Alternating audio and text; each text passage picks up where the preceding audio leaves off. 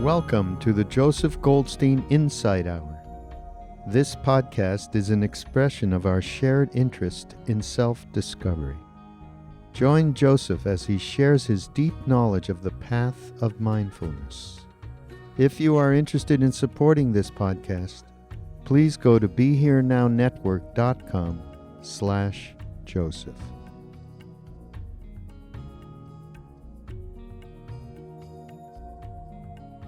The word Buddha, as you know, means the awakened one. And for many of us, the goal or the aspiration in our Dharma practice is just this: awakening from the sleep of ignorance and of delusion. And we all get a glimpse of this, just a glimpse, every morning when we wake up. When we wake up from a deep sleep or from a dream state, we come into a waking consciousness which somehow feels more connected, more real, more vivid. But the Buddha pointed out that even in our normal waking state, we're really still asleep. Because we're often lost in and identified with all the various habit patterns and conditioning of our minds. And even after these first few days of the retreat, I'm sure you've noticed how often we get carried away on trains of association. Desires and plans and judgments and future thoughts and past thoughts, or simply a stream of random thoughts. When we hop on these trains of association in our minds, we don't know when we've hopped on, and we have no idea where the train is going. And then at some point, it's as if we wake up, oh, I've been thinking. So in all that time that we're lost, we don't really know what's going on. It's as if we're asleep or dreaming. So the question for us is, how can we wake up from the dream of our waking state, our normal waking state? How can we come into a true wakefulness? In the Tibetan tradition, emphasis is placed on one particular state that, with proper understanding, guides us or has the potential for awakening, for becoming aware. And this state is called the Bardo. And we're perhaps most familiar with it in the teachings, the well-known teachings of the Tibetan Book of the Dead. In this text there are detailed descriptions of what happens in the time between one life and the next, and the profound opportunities for awakening, for understanding, that present themselves to us at that time. The problem is that for most of us, the Bardo between lifetimes is probably rather hypothetical, unless we happen to have some memories of it. So what relevance does this term Bardo have for us? The term Bardo itself simply means transition or intermediate state, the time between two events. And recently I had a Bardo experience, which I thought I would share with you, because it proved very illuminating and pointed to possibilities. I began to appreciate the possibilities in the many bardos of transition that happen right within this life. So over this past summer, I was doing a lot of traveling in this country and in Europe. And in one particular transit, I was on a transfer bus from Gatwick Airport to Heathrow Airport in England. And just sitting on the bus, in some way, my mind disengaged from time. I had left where I had come from. I hadn't yet reached where I was going. And it was either out of tiredness or maybe just enjoying this time of nothing to do. I was just sitting on this bus. It was about an hour-long ride. My mind became very quiet and very reflective and quite unattached to being anywhere. You've probably had that experience on journeys, maybe sitting in a plane or on a bus or train. In those moments of transition, we've left where we come from, where we came from. We're not yet where we're going. So in that space, we drop out of the stories of our lives. There's no past, there's no future, and the mind simply rests in awareness without attachment to any particular thing, to any particular state, to any particular activity, to any particular outcome. As one of our Tibetan teachers, Nyosho Ken Rinpoche, said, we can rest our weary minds. And in this bardo of transition, there's that possibility. We just rest. So in these moments of timelessness, of not wanting, of not craving, of not anticipating, when we're just resting, the empty, open, aware nature of the mind becomes very evident. The non-clinging nature of awareness reveals itself in these bardo moments. And at these times, it's as if the mind naturally inclines towards wisdom, precisely because we're not lost in the stories of our lives. We're just resting in openness. So our mind naturally inclines towards wisdom and often provokes a deeper than usual investigation. We might start reflecting or asking questions.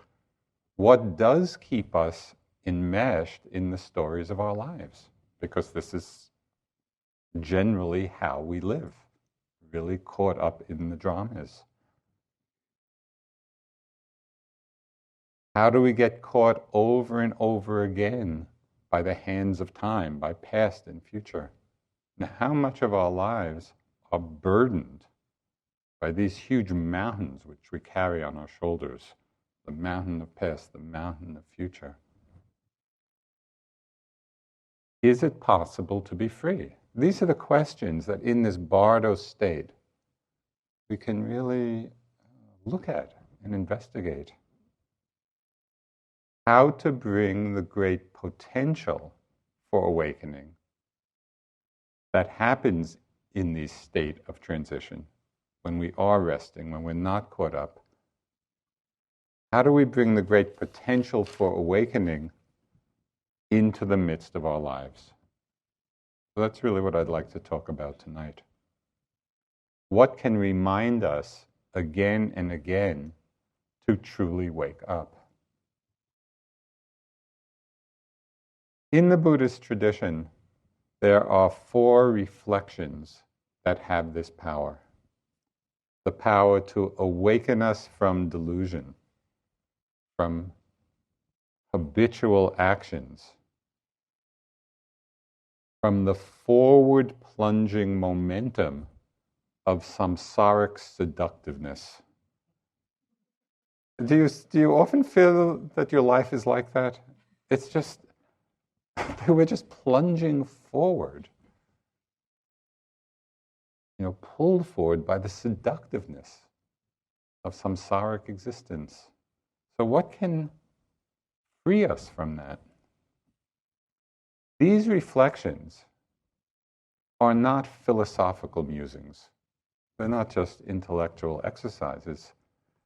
They are all profound tools of practice.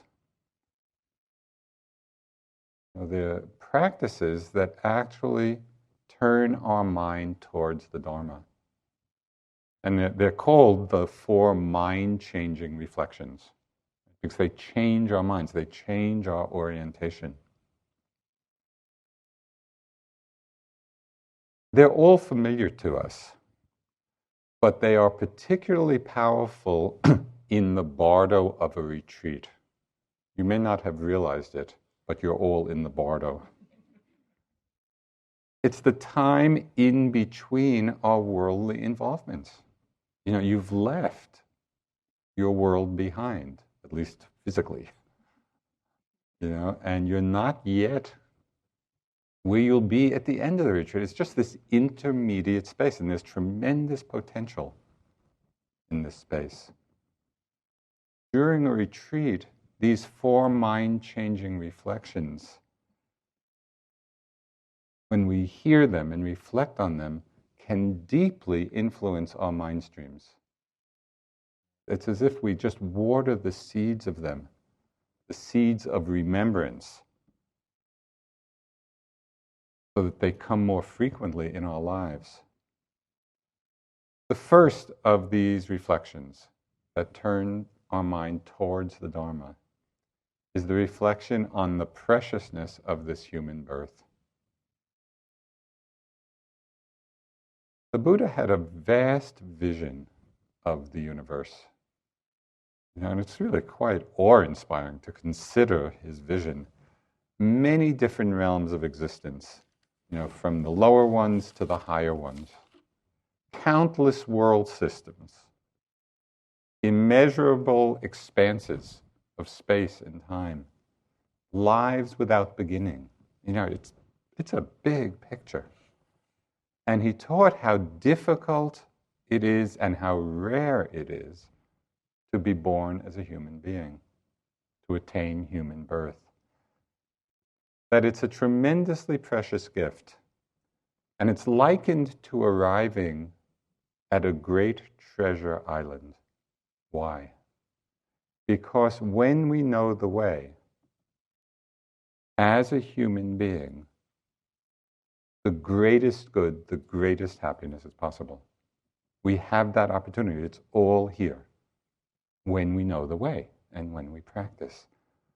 So this human birth is considered this rare and precious gift.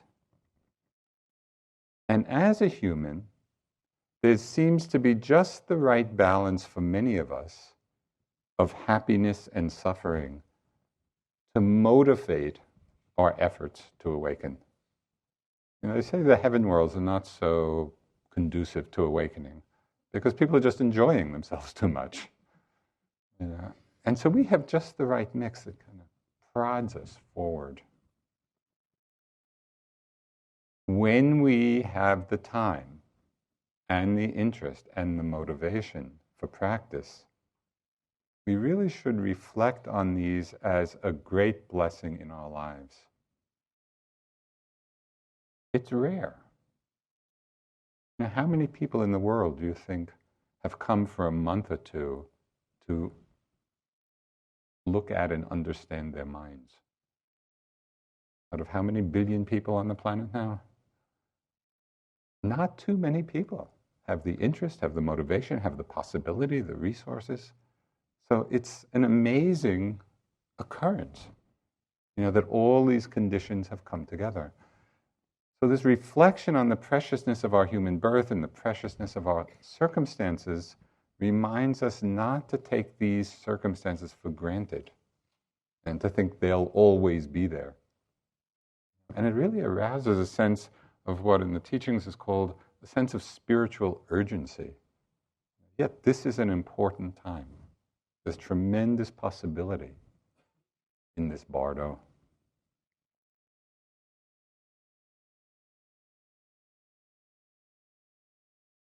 When we reflect on this, it can inspire great joy and a great confidence, in our lives and practice, even in the midst of suffering and confusion. As you know, the blessing of this precious human birth and the circumstances that allow us to practice is not a free bliss pass. We're here and there'll be lots of times of confusion and lots of times of suffering. But the Buddha talked about two kinds of suffering. He talked about the suffering that simply leads to more suffering. It's like a downward spiral where people drown in their suffering. And there's the suffering that leads to the end of suffering, where we use the confusion, where we use the suffering as a motivation to awaken. For myself, when I'm in some situation of suffering, when something's going on, there's some emotional, difficulty or whatever the situation may be, and I'm experiencing it as suffering, it almost always piques my interest.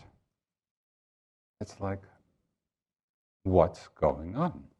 What are the causes of this suffering? How can I be free in it? So that's the suffering that leads to the end of suffering.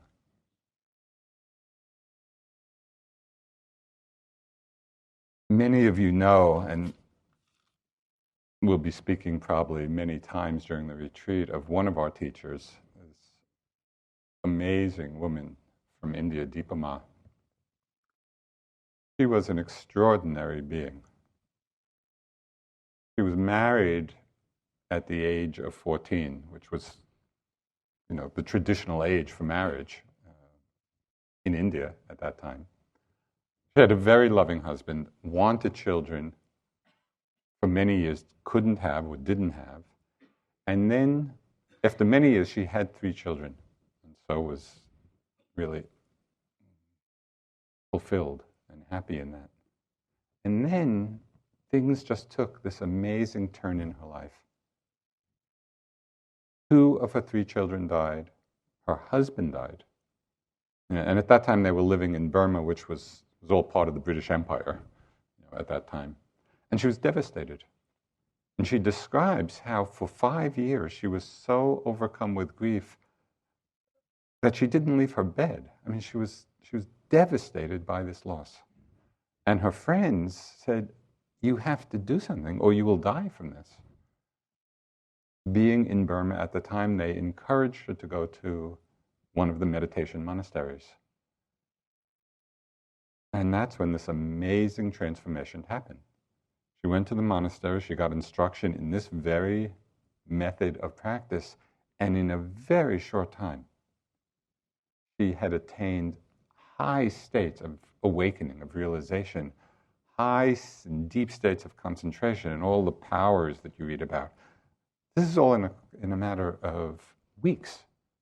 It's like her mind, either from past lives or some conditions, her mind was so ripe. And it was the suffering that she went through which motivated her practice. She said when she first went to the monastery, she was so weak that she had to crawl up the steps to the meditation hall. Could you picture yourself doing that? You're sick, you're weak. I've got to meditate. I'm going to crawl to the hall. It's pretty rare. Mostly we'd probably, I think I need to rest and stay in bed and take care of myself. And that might be different times a wise thing to do, but she's such an amazing inspiration. She was so incredibly loving. So just to see the potential of transforming the deepest suffering into the most free and loving, expansive mind. So that's all possible when we reflect on this precious human birth. We see the potential. The second reflection that turns our mind towards the Dharma, that keeps us awake in the midst of busy lives, is the contemplation of impermanence.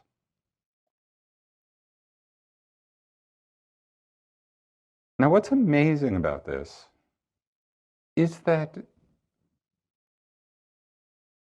The truth of change is not a mystery. You could go up to anybody in Barrie, downtown Barrie, who's never sat for a moment, and ask them, do things change? Sure, things are changing. Everybody knows it. But we don't really know it. We're not living that understanding. We know it conceptually, we know it intellectually. In this mind-changing reflection, we bring it down from the level of concepts to the level of living wisdom. It's really seeing the impermanence, directly perceiving it again and again and again. We see that things are continually changing. That's what transforms the mind. That's what turns our mind towards the Dharma.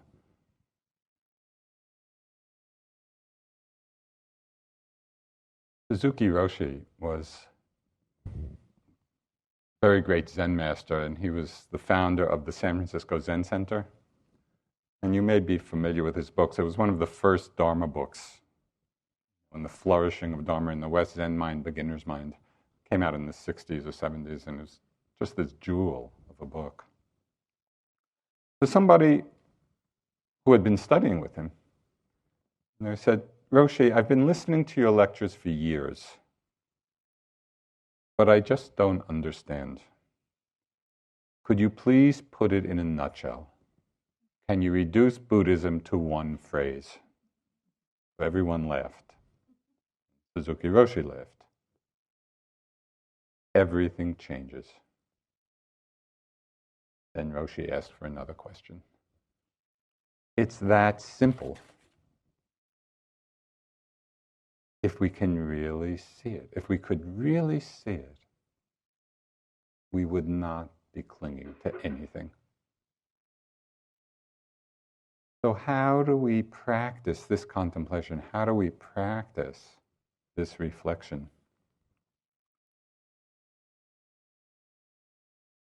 You know, the most basic principle in Buddhism is that everything, every experience arises out of conditions. Things are not happening randomly or chaotically. They're arising out of conditions. And that these conditions are always changing. So many times, and we know this from our own lives and the lives of others, people are leading peaceful, stable lives. Everything is just rolling along. And then something happens, and in a moment, everything can be turned upside down.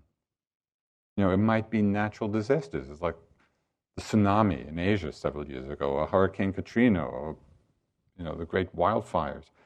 Something happens. It may be a natural disaster. It may be war. It may be acts of violence. It may be accidents. It may be we're going along, and all of a sudden, one day, we find out some disease. This is just how things are. Conditions keep changing. None of us are exempt from this truth. It's not that this is happening to everybody else, and somehow we have a lock on stability and security. We don't. A little mantra that I found very helpful. Anything can happen anytime. Anything can happen anytime. Now you might hear that and think, oh, that would just make one a little fearful and paranoid. Anything can happen anytime. But the practice of that reflection, I found, is just the opposite. In a moment of some undesirable change, and I remind myself, anything can happen anytime. It's as if my mind relaxes. Instead of trying to defend against it or think it shouldn't happen or think it's a mistake. This is just the nature of things. Anything can happen anytime. And there's a real sense of relief because we're acknowledging what is true.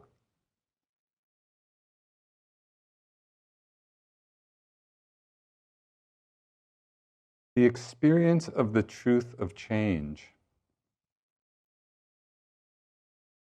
also arises from a wise attention to things that we already know, but we often don't pay attention to.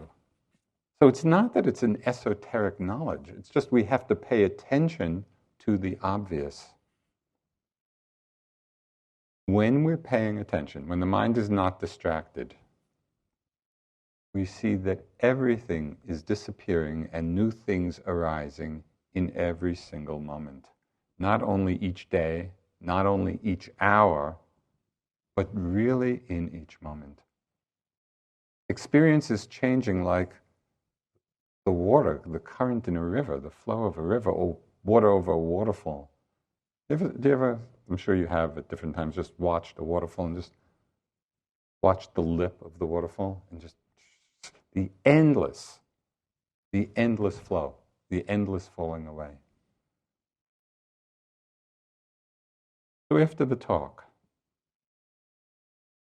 when you get up and you leave the hall, if you can remember between now and then, watch the flow of changing experiences. And just as you stand up and you leave the hall, there'll be changing sights and sounds, changing sensations in the body, different thoughts or maybe moods coming and going.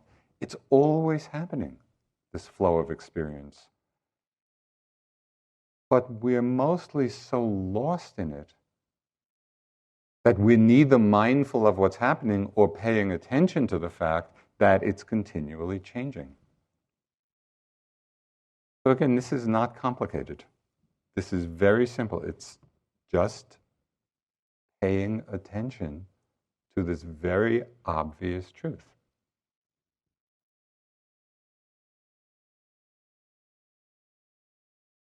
Even in an event that seems like a unified experience, we hear a sound and we might acknowledge, oh yeah, the sound has come and gone.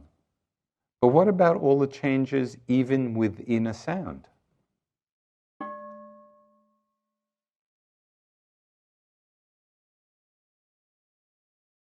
All the changing, the oscillations, the vibration. Even the sound is not one thing. Or you're with the breath is not one. An in-breath is not one thing, one event. So many micro sensations in it. We don't have to struggle. It's not about, oh, I have to get really tight and focused and see the microscopic moments.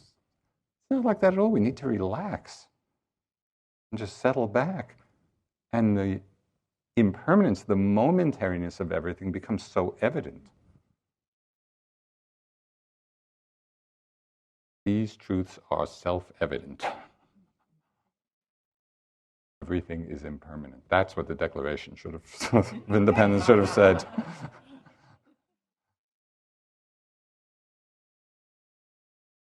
It's just that the truth of this is so ordinary that we simply have stopped paying attention to it.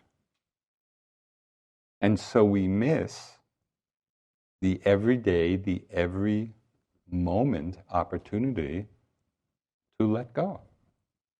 We miss the opportunity for relinquishment of grasping simply by not seeing the momentary changes that are taking place.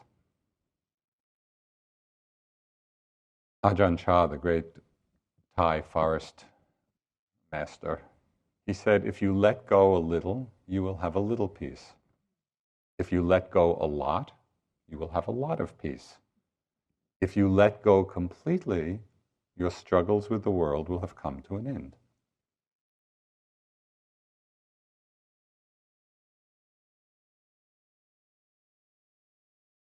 What's so interesting to me is that something so simple and so obvious can be so difficult. And why is it difficult? Because we haven't trained ourselves to pay careful attention. And so that's the gift of this retreat. It's just the opportunity to train the mind, moment to moment, to be aware of how things are happening. It's not that we have to make things any particular way. You don't have to do anything at all to make things change. Things are changing all by themselves. So we can just sit back and relax and watch the passing show.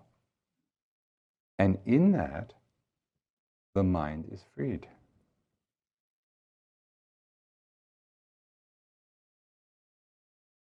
Some careful reflection on other obvious truths of impermanence can also jolt us out of the complacency of our lives, out of our deeply rooted habits of clinging and attachment and holding on.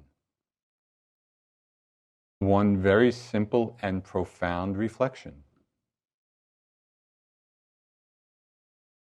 one that's incredibly obvious, is that the end of birth is death. Did anybody not know this? So it's not a mystery. The end of birth is death. Our life is just getting shorter and shorter and shorter. We seem to notice this more as we get older. I mean, it gets more and more apparent, but it's equally true for all of us. But until we're faced with it directly, until it's really in our face, often our awareness of death, our reflection on death, seems to be focused on other people. It's other people who always seem to be dying. And we don't make the connection, quite surprisingly. In our culture, to reflect on death, to reflect on one's own death, our culture thinks of it as something morbid. Why would you want to do that? And yet it's something the Buddha suggested that we reflect on every single day.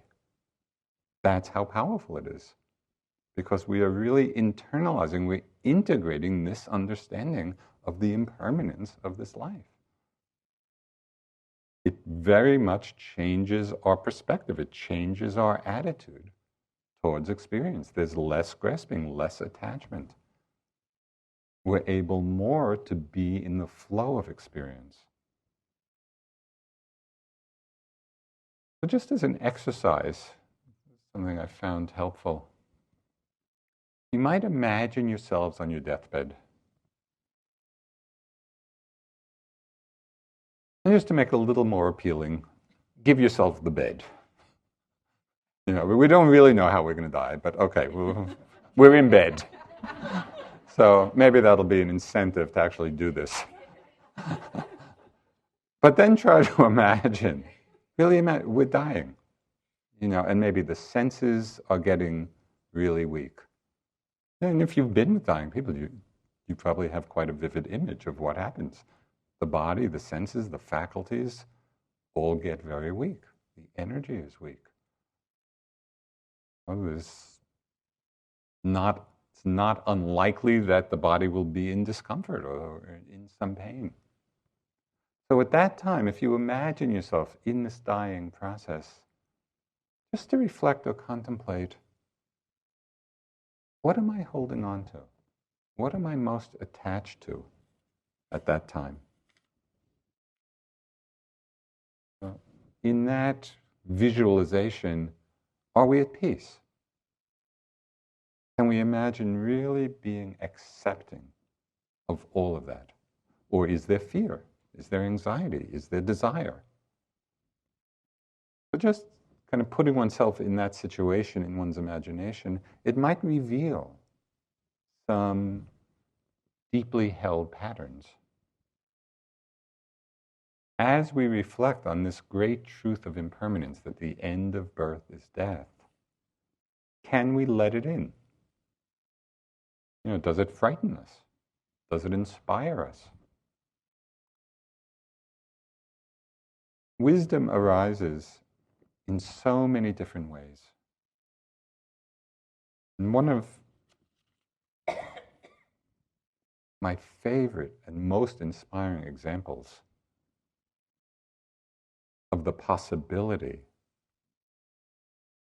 of a peaceful death arising out of a deep wisdom is the stories told of the death of Henry David Thoreau, who For those of you from overseas, may or may not know, but he's a great American naturalist and writer, very connected to the land and a great humanist. He was dying of tuberculosis. And this is a description of his death, written by a friend. That Henry was never affected, never reached by his illness. Very often I have heard him tell his visitors that he enjoyed existence as well as ever. This is quite amazing. He remarked to me that there was as much comfort in perfect disease as in perfect health. The mind always conforming to the condition of the body. That's an amazing description of mindfulness, of awareness. That awareness can hold anything. That there was as much comfort in perfect disease as in perfect health, the mind always conforming to the condition of the body. The thought of death, he said, could not begin to trouble him. None of his friends seemed to realize how very ill he was, so full of life and good cheer did he seem. One friend, as if by way of consolation, said to him, "Well, Mr. Thoreau, we must all go." Henry replied, "When I was a very little boy, I learned that I must die. So of course I am not disappointed now." And he was young, he was in his 40s. "I learned that I must die, so of course I am not disappointed now. Death is as near to you as it is to me." Some of his more orthodox friends and relatives tried to prepare him for death, but with little satisfaction to themselves. When his Aunt Louisa asked him if he had made his peace with God, he answered, "I did not know we had ever quarreled, Aunt." It's an amazing understanding. He had such a deep wisdom about the nature of life and death and the naturalness of it all. One of the meanings of the word Dharma is nature. It's just the nature of things. So can we open to it? Can we explore it? Because the wisdom of this exploration leads to that kind of peace. Okay, the third reflection that turns our mind towards the Dharma is what in Buddhism is called the law of karma, reflecting on the law of karma, which is the understanding that all of our actions have consequences, that our actions bring results. But the Buddha went one essential step further in his understanding. And it's the clarification of this furthest step that offers the possibility for real happiness in our lives. And he said, that which most determines the result of an action is the motivation behind it. So it's expressed in just a very short little phrase, everything rests on the tip of motivation. So this points to just a very important part of our practice. This reflection on the law of karma, that what we do in our body, in our speech, in our minds, has an effect. It will bring results. It's like planting seeds, which will bear fruit. And what determines the kind of fruit, whether it's happiness or suffering? It's the motivation behind the action. So the Dalai Lama said something very un-American in this regard. He said, the true value of an action is not measured by its success or failure, but by the motivation behind it. And we measure so often our actions, was it successful or not? And then we take that on. If it's successful, we feel good about ourselves. If it's a failure, we feel bad about ourselves. The Dalai Lama is saying, in the most meaningful way, the success or failure is irrelevant. that what most determines the value of an action is the motivation. Because we cannot control the outcome. There are too many forces in this world outside of our control. But what we can do is train ourselves, we can train our hearts in purifying our motivation, and that's where the real value is. So given the importance of this, there is tremendous value in actually knowing what our motivations are. And this is a very subtle matter. You know, given that we're not saints, most of us, with a bow to my saintly colleagues, our motives are probably mixed.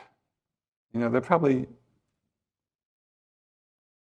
very few or no one here who has totally pure motives all the time. But it's very hard to see. I mean, we're basically good people. You know, so we probably basically do good things in our lives. But it's much more subtle than that. And it takes a real attentiveness and honesty, you know, and sometimes courage to really see what the motive is. I had one striking example of this, and this goes back many years to my days in India. And those of you who've been in India know that wherever you go, there are a lot of beggars around. It's just part of what the reality is there. And so everybody goes, you know, and has some relationship or other to it. So one day I was just standing in the local bazaar buying some fruit. And this little beggar boy comes up and holds out his hand. And just quite spontaneously, I just take an orange that I just bought and gave it to him. And then something very interesting happened. He just walked away without the slightest acknowledgement. Like not a smile, not a nod of the head, nothing. And I hadn't been expecting effusive thanks for an orange. In fact, I didn't think I was expecting anything. You know, it was just, he was there, I had an orange, I gave it to him. But when he walked away without any response at all, I saw there really was the anticipation or the expectation of some response, some acknowledgement. And it was so revealing because without that particular circumstance, I never would have seen that was a little part of the motivation. I mean, it certainly wasn't the determining factor in it, but it was there. So just multiply that countless times in our lives and all the interactions we have. It takes a lot of care. You know, before we say something, before we speak, what's the motivation? We can see it in so many different situations. It's tremendously challenging and very freeing when we begin to look with that kind of clarity and honesty at our own hearts. You had a choice between somebody giving you $10 million and someone pointing out all your faults.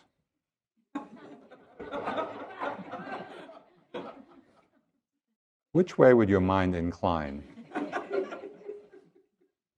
And yet it would be a greater gift to have the person who honestly and accurately could point out your faults. So great is the benefit of self-knowledge.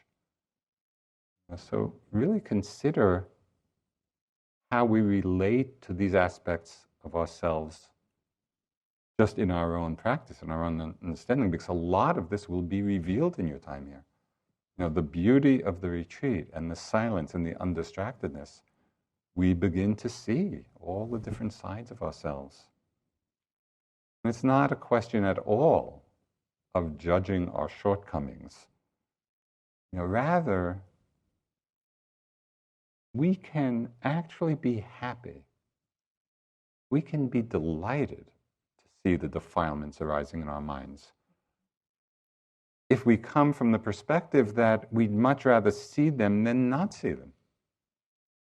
When I can see clearly some defilement, I love it. Because by seeing it, there's the possibility of freeing ourselves. And if we don't see it, we're simply acting out the habit patterns.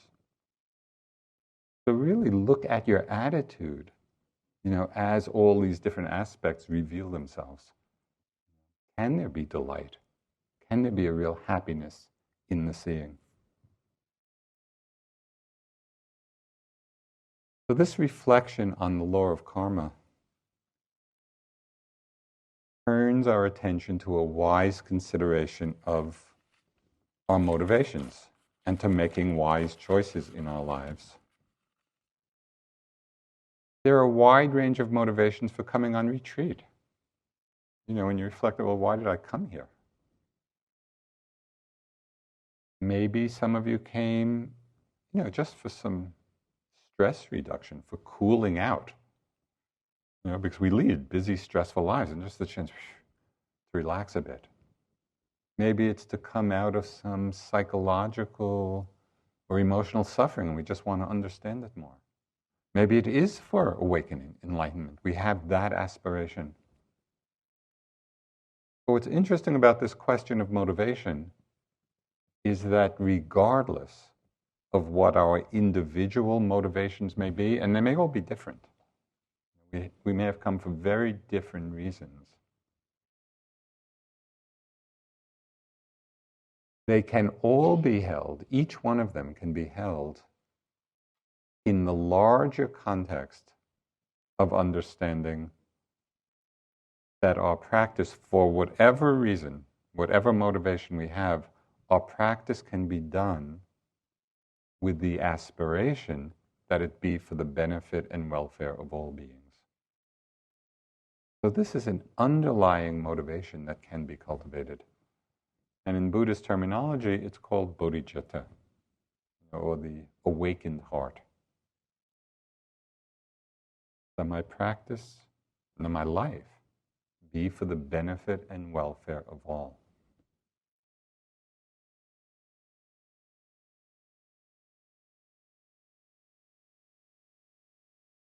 This is beautifully expressed in teachings of Shantideva, who was, 8th or 7th century AD Indian adept. He wrote a book, one of his great classics is Guide to a Bodhisattva's Way of Life. And so it really talks about how to live as a bodhisattva, a being dedicated to the awakening of all. And there's just a few verses in this book which are called the seven-branched prayer. I just want to read a couple of the verses because it gives an idea of the possibility of this aspiration. Like the earth and the pervading elements, enduring like the sky itself endures, for boundless multitudes of living beings, may I be their ground and sustenance.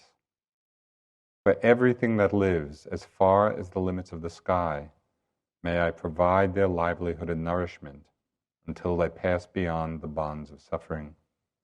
My body and all my goods besides, and all my merits gained and to be gained, I give them all away, withholding nothing, to bring about the benefit of beings. That's quite an aspiration, that we dedicate our lives to bring about the benefit of beings. When we hear this, it's possible we're inspired, and it's also possible we're a little daunted. Could I possibly live like this? Could I possibly dedicate my life to the benefit of all?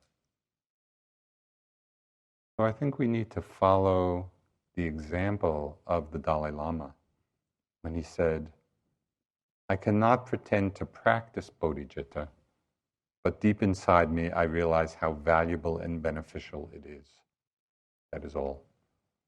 So if His Holiness is saying I can't really pretend to practice bodhicitta, we can have a lot of humility with it and realize that we're just planting a seed.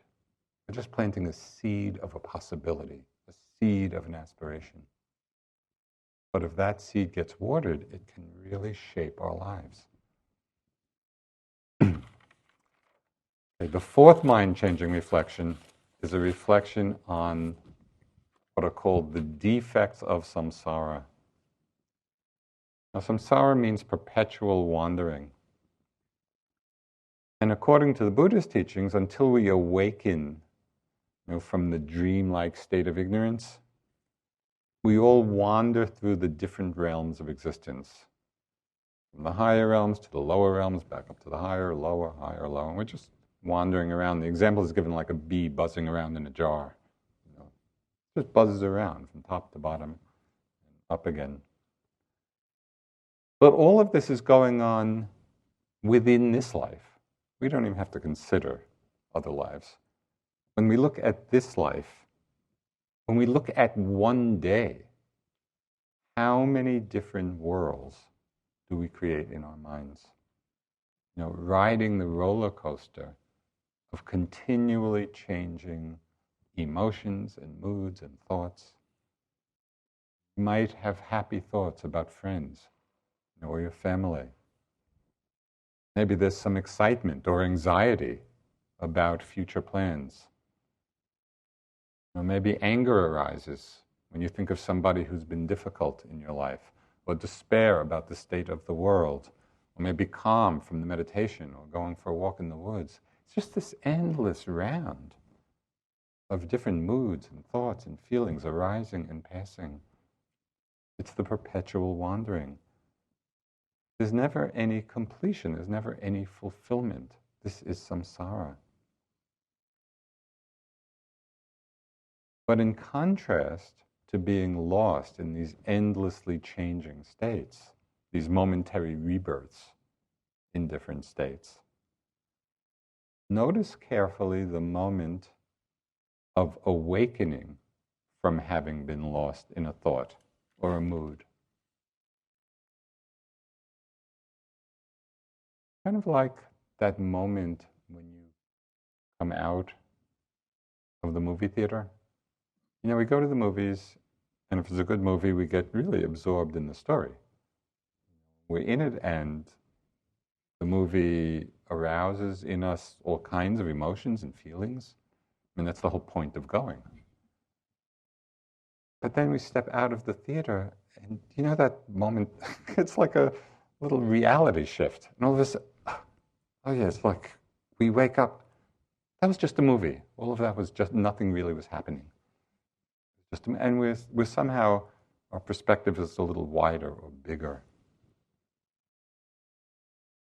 What's interesting is that the story was so engaged and seemed so real when we were in the theater, and so completely illusory when we come out. So our meditation provides limitless possibilities for experiencing that moment of wakefulness. Because for as many times as you are lost in a thought, how many times today have you been lost? Can't even count them. But for as many times as you have been lost in a thought, exactly that many times do you awaken from being lost. Because at some point you're lost, and then at a certain point you realize, thinking. There's that moment of coming out of the dream, coming out of the story, coming out of being lost. Don't pass over that moment of awakening. Right in that moment, we can connect with a sense of wakefulness, a sense of openness, a sense of what mindfulness really means. So a suggestion which will be a condition for endless moments of happiness for you in this retreat. You listening?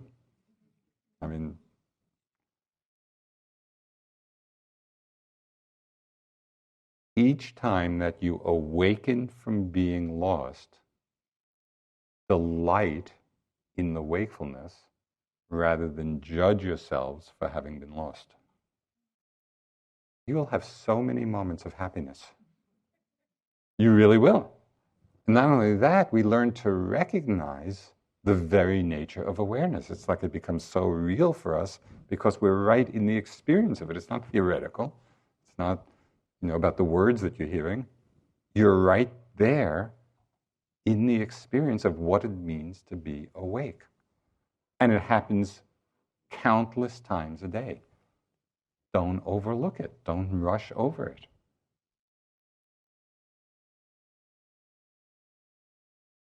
Amazing is that what seems so solid from one perspective, lost in the movie, lost in our thoughts, and we're just so in the drama of it all, what seems so solid and real from one perspective is truly transparent from another.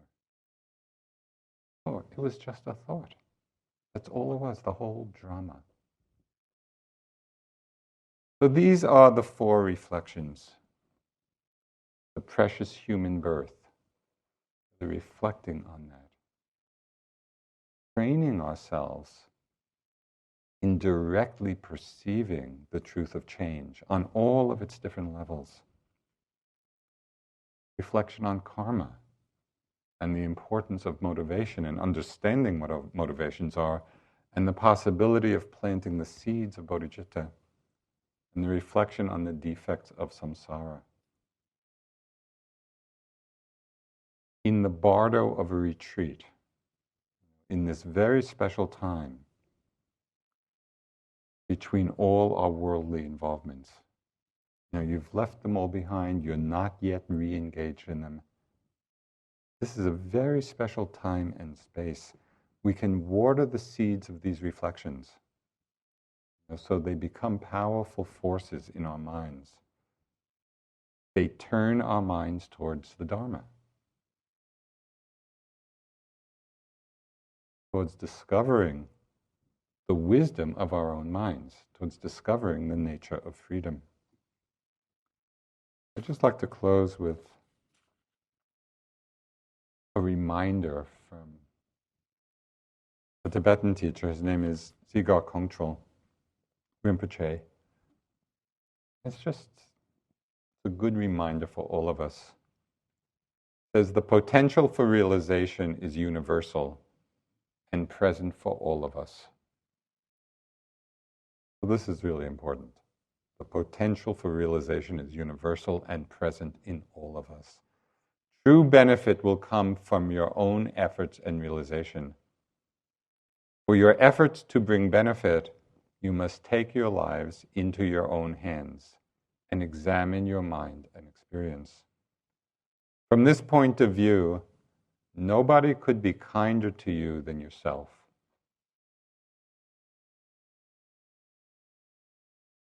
Nobody could be kinder to you than yourself. Nobody could have a greater effect on you or actually do more for you than yourself. The Buddha said, I have shown you the path of liberation.